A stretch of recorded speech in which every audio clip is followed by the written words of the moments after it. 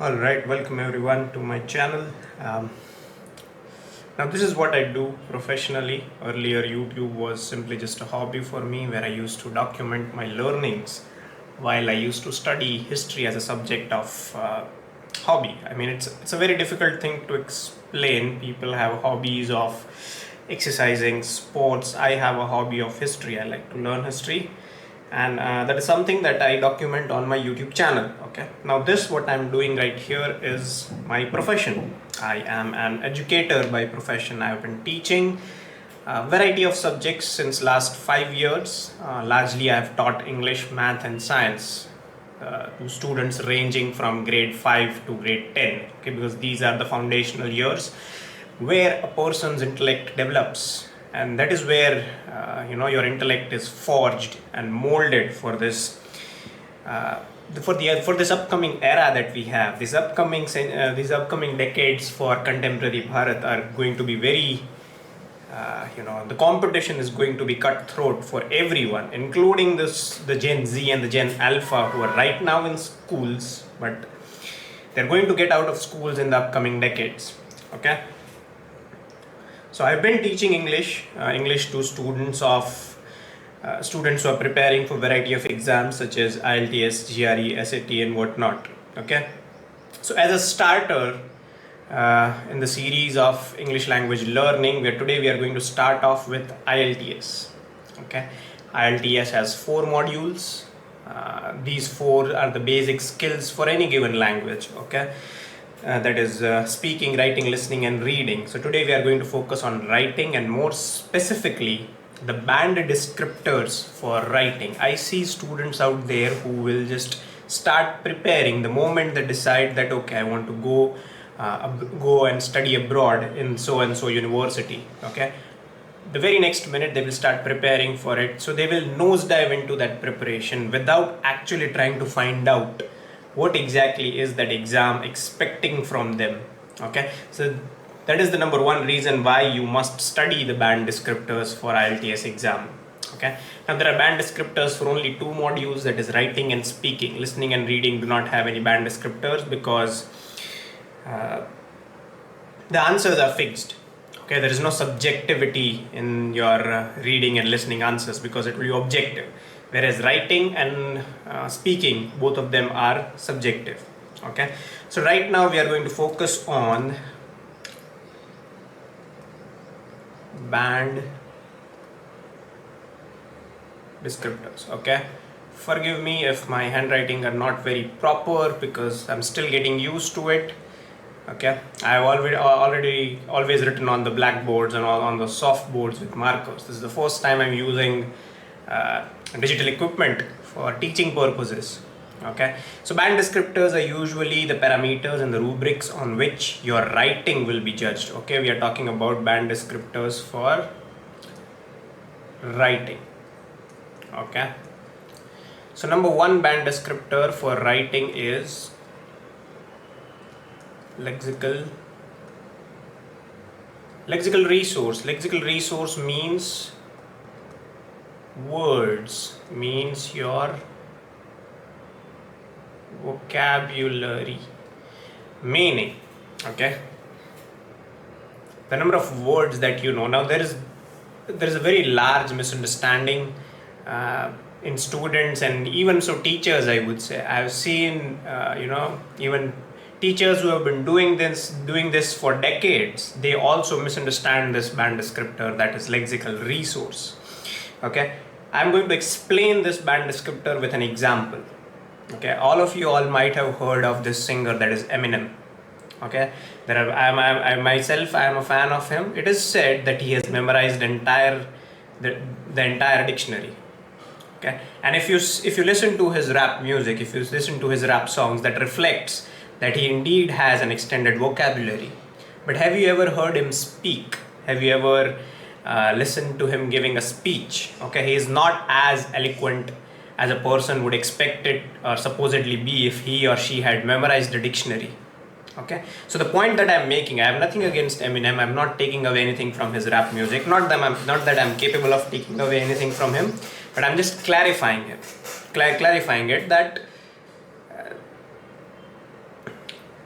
memorizing a lot of words does not necessarily translate into having a good speech and good writing. Okay, so lexical resource means using words in a proper context. Knowing that word or knowing the meaning of that word is not enough. You must know how to use it properly in a given context, in a given sentence. Okay, that is when you score high on lexical resource. I have seen students, they will memorize synonyms of common words such as people, buildings, institutions, government.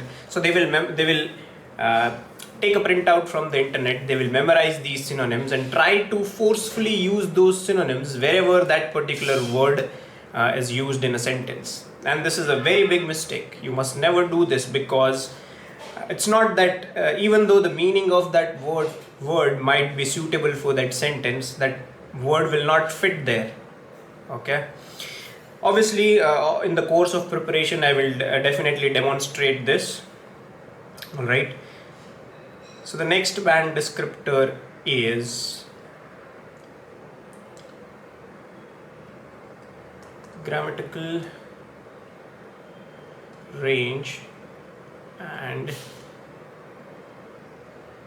accuracy. Okay, let's talk about range. Okay, let me take you back to your school times. Imagine you are in school in grade 4 and 5 and you go for a camping trip. Okay, let's say you travel to a hill station, Saputara. Saputara is a hill station in my home state, that is Gujarat.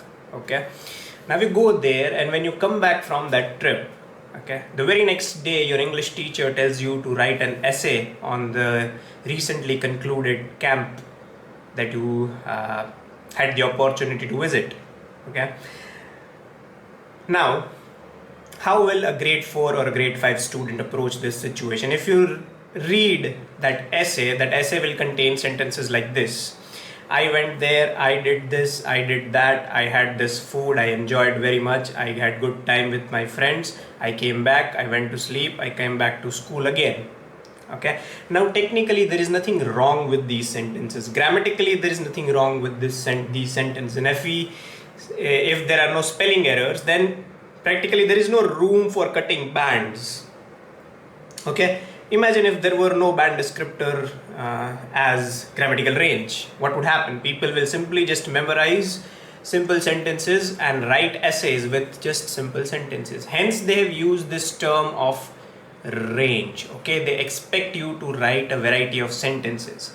So does that mean that your entire essay has to be loaded up with compound and complex sentences? No, that's not what IDP expects. What IDP expects from you in your IELTS writing is a mixture of all the types of sentences: simple, complex, compound, and largely simple and complex. Okay, so this is where even the students who memorize a lot of templates, this is where they end up losing bands. Okay, next is your accuracy. Accuracy it largely deals with your punctuation marks, full stops, commas, question marks. Okay, there is a proper method to improve your grammatical range and accuracy. Maybe I can teach you guys in the further videos on this channel. Okay, third one. Okay, this is a very common one: coherence and cohesion. Now this might sound very complicated, but it is not. Okay, coherence and cohesion largely deals with the chronology of your thoughts. Okay, there are practical ways to improve this band descriptor, and believe me when I say all the other band descriptors are easily improved. This is the last one, that is coherence and cohesion, will take a lot of time to improve. Okay, this basically deals with the connection of your ideas to the topic and connection of your ideas internally as well. Okay, it also reflects does your writing, okay, if you've written an essay about a particular topic, does it stick to a proper and a logical chronology, or it is random? Okay, so imagine, let's say Maggie is a very famous product in our country. Okay, and if everyone watching this video might already know how to prepare Maggie, it's not rocket science. Okay, so imagine if you had to write down the procedure involved in making Maggie, and you write haphazardly. The first step that you write is let it boil up until a certain point and then add the powder. Your second step is that break the Maggi cube into pieces and then put it into water. So you see, the point that I'm trying to make is there has to be a clear chronology between your ideas. Okay, so that is coherence and cohesion. More about that in the upcoming videos. Okay, and the last band descriptor is task achievement. Task achievement is basically your word count, that is 250 words. Okay, a lot of students take this thing very lightly, that how we have easily finished 250 words, but and this happens more frequently than you would imagine. Okay, I still, whenever I'm checking papers of writing, I still count words. And best of the students who are like very good writers, they end up having 245 248 words. Okay, so it is always safe to write somewhere between, let's say, 260 to 280 words. Okay, now keep in mind, IELTS tells you this is just a lower limit, that 250 words. Okay, does that mean that you will write as many words as you can, that let's say 500 600? No, that is not what you are doing. Why? Because the time is limited. There is only 1 hour that you get to finish your writing. Okay, so these are the 4 band descriptors. I forget, task achievement has also has to do with relevance.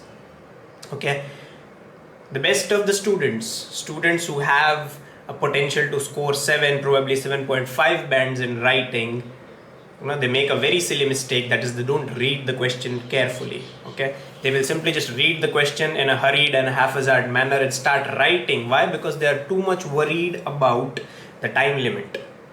Okay, so they end up writing a completely different essay. If the question is asking you problems and solutions, they will end up writing advantages and disadvantages. This happens more frequently than you would think. Okay, so it is absolutely important for you to spend at least 2 to 3 minutes to read your essay. Okay, do not straight away start writing. Alright, you don't want to lose bands just because you did not read the question properly and ended up writing a completely different essay.